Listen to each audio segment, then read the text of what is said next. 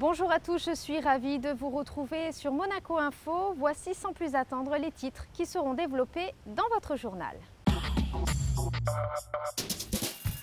Nous ouvrirons cette édition avec la traditionnelle conférence de presse du gouvernement princier qui avait lieu ce mardi. Nous parlerons d'une signature de convention entre le CHPG et l'Université de Pennsylvanie. Nous irons à la rencontre d'une nouvelle attraction qui va certainement ravir les enfants. Et nous terminerons comme chaque jour de la semaine avec votre rendez-vous sport en fin de journal consacré au Monte-Carlo Rolex Masters.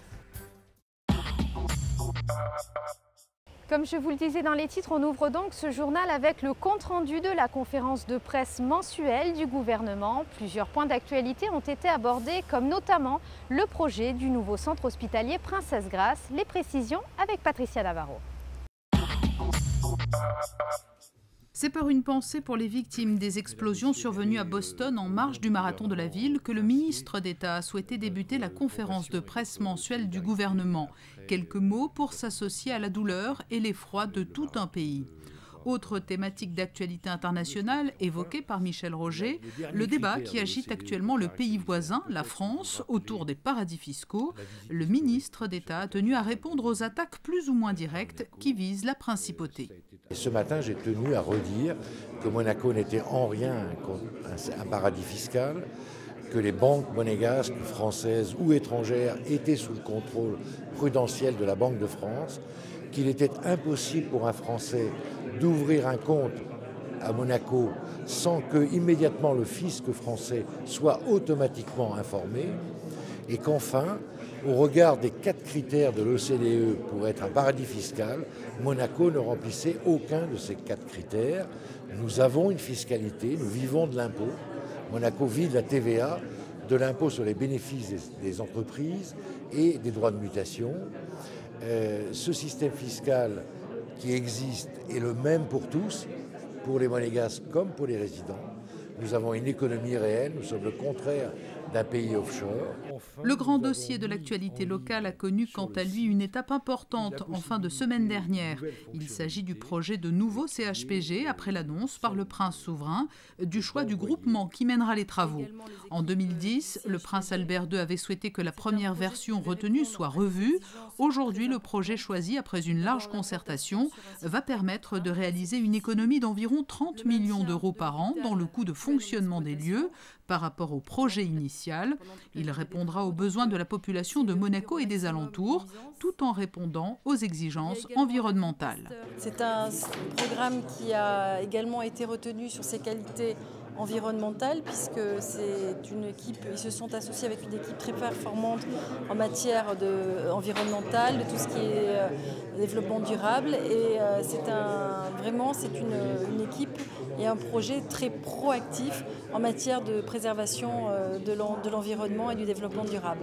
Également ses qualités fonctionnelles, puisque c'est un bâtiment très fonctionnel, très facile d'utilisation, qui permet de mettre les 20 blocs opératoires sur un même niveau puisqu'il est très étalé.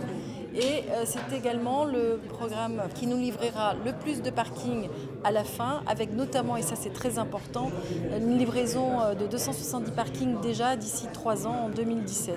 Le nouveau CHPG sera officiellement livré en 2026, mais une première phase sera achevée dès 2022. L'avenir du régime de retraite du personnel non médical du CHPG a aussi été au cœur de cette conférence, avec la présentation d'une réforme qui correspond aux attentes des agents hospitaliers. L'occasion également de révéler plus généralement les résultats des différents organismes sociaux, et des résultats optimistes.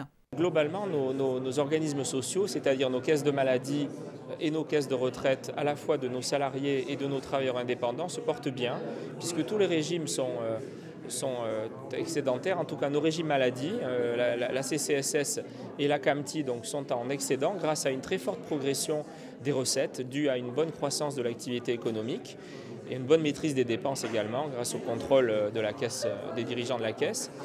Au niveau des régimes de retraite, donc comme nous l'avions annoncé, sans la réforme des retraites de la CAR, le déficit s'est encore creusé l'exercice précédent. Mais avec la réforme, Donc nous serons à l'équilibre et même à l'excédent l'année prochaine et nous sommes sur un taux de croissance tel que nous l'avions prévu, puisque nous avions estimé à 2,5 environ 2% le nombre d'heures salariées taxées supplémentaires. Nous sommes à 2,40 et quelques %. Enfin, parmi les autres dossiers d'actualité évoqués, l'attribution des logements domaniaux, l'une des priorités de l'action gouvernementale avec un parc actuel de 3 269 logements, sans compter l'opération Apolline 2, les nouvelles fonctionnalités sur le portail du gouvernement princier ou la mise en libre service par abonnement des vélos à assistance électrique. Le dispositif s'appuie aujourd'hui sur 10 stations et 55 vélos. Une convention de partenariat vient d'être signée entre le CHPG et l'Université de Pennsylvanie, spécialisée dans la cardiologie et considérée comme l'une des meilleures universités dans le monde. Dominique Poulain vous en dit plus. Cette convention de partenariat a été signée par Patrick Bini, le directeur du centre hospitalier Princesse Grace, et le doyen de l'université de Pennsylvanie, Larry Jameson, en présence du prince Albert II. Cette convention est la concrétisation de plusieurs années de travail. Elle vise à développer les échanges entre les deux établissements, notamment dans le domaine de la cardiologie.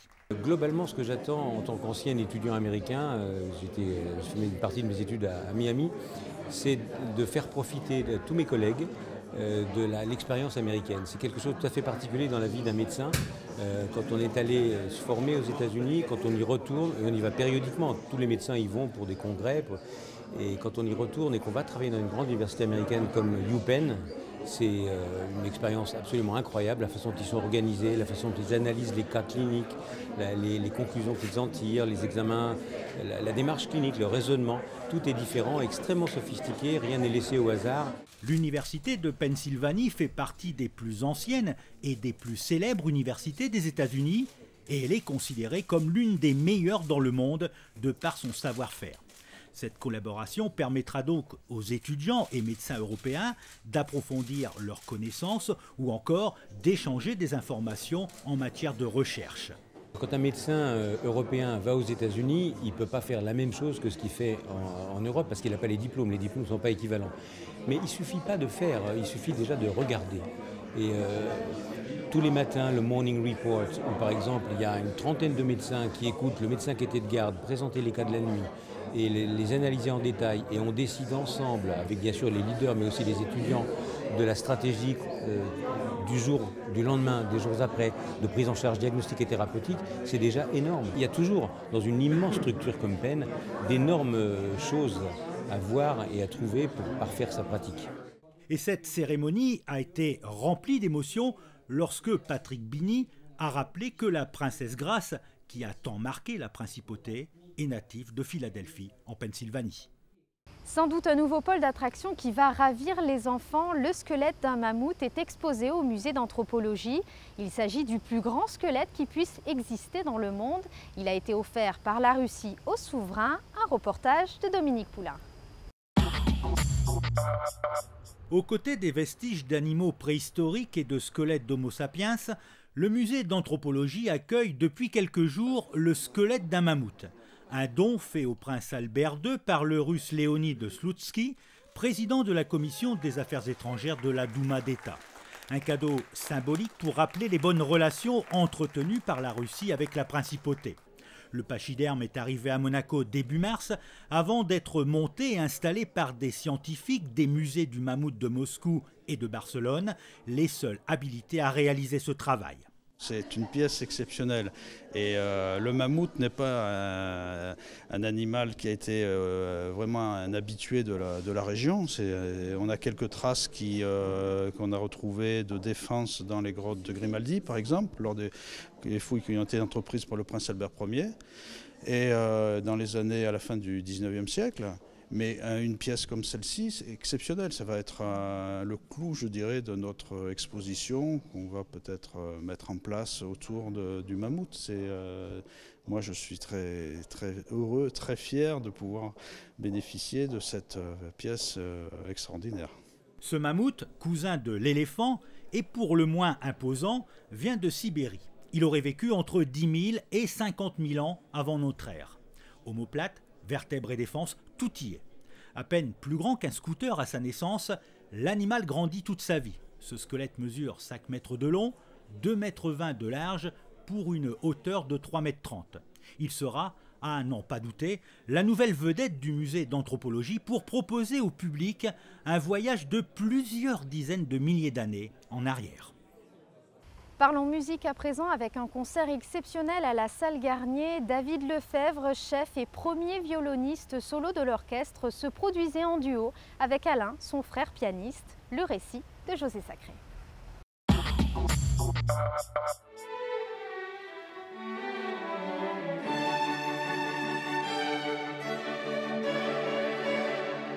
Dimanche 14 avril 2013, 11h, salle Garnier, un ensemble à cordes de l'Orchestre Philharmonique de Monte-Carlo dirigé par le premier violon super soliste de la formation, David Lefebvre, interprète le très beau Divertimento en ré majeur Köchel 136 de Mozart. En deuxième partie de ce concert matinal, David Lefebvre dirige le concerto pour violon et piano de Félix Mendelssohn et joue en soliste avec son frère Alain Lefebvre, un pianiste de réputation internationale. Ce duo est une première à Monaco.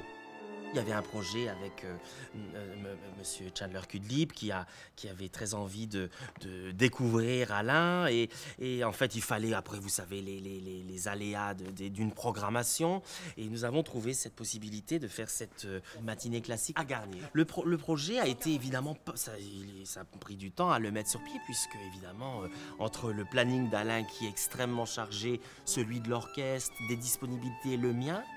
Mais finalement, nous sommes tombés sur ce beau 14 avril 2013.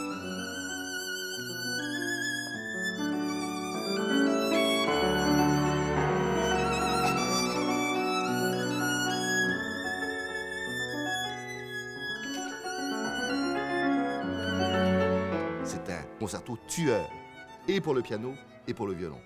Et ça, le public en aura plein la vue, parce que on commence, des fois, on est sur des œufs, et en même temps, ce que David dit, et là où il a raison, mais je pense que la mémoire, des fois, vous savez que moi, j'ai commencé à jouer avec David avait 6 ans. David était aussi bon au piano qu'au violon. C'était un enfant, ce qu'on appelle prodige. Et à un moment donné, bon, il quitte le piano, il va au violon, on a commencé à jouer ensemble, moi je l'accompagnais. Donc, c'est sûr, hein, c'est sûr et certain qu'il y a des fois, même avec l'orchestre, on n'a même pas besoin de se regarder, on se sent. On est là comme ça, les choses se placent.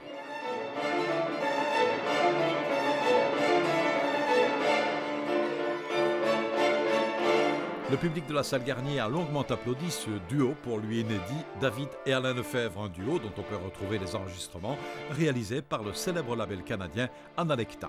David Lefebvre, rappelons-le, sera à nouveau le soliste de l'Orchestre Philharmonique de Monte-Carlo pour le concert au musée océanographique le 21 avril à 16h.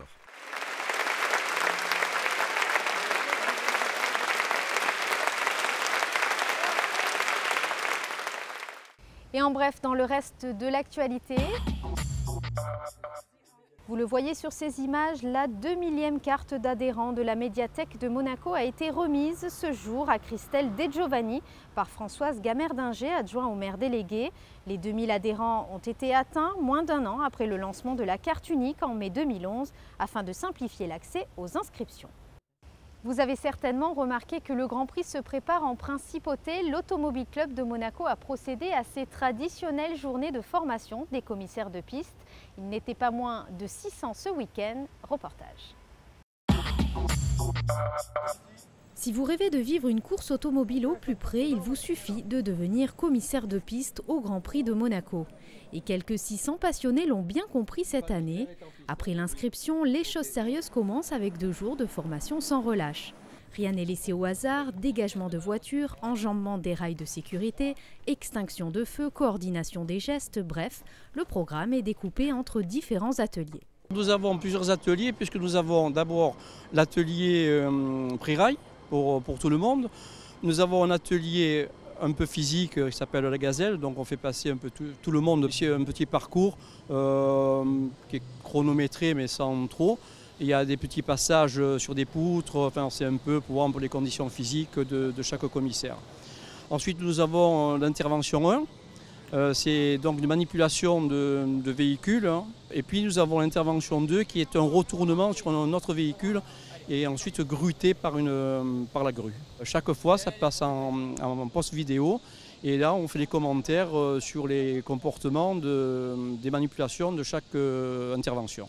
L'Automobile Club de Monaco évalue les candidats au fur et à mesure de la formation afin de déterminer leur rôle précis le jour J.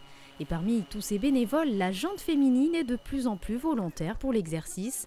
Malgré une mission plutôt physique, elles sont motivées et l'organisation s'en félicite. Après, il y a une sélection, hein, si on prend ce que nous avons besoin, l'effectif qu'on a besoin par rapport au stage qu'ils ont fait pendant ces 2 jours. Il y a de plus en plus de femmes.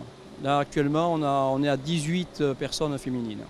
Au même titre que les hommes, ces jeunes femmes se mobilisent surtout par passion de l'automobile. Ce qui m'a motivée, c'est que je suis les Grands Prix, je suis intéressée par tout ce qui est sport automobile.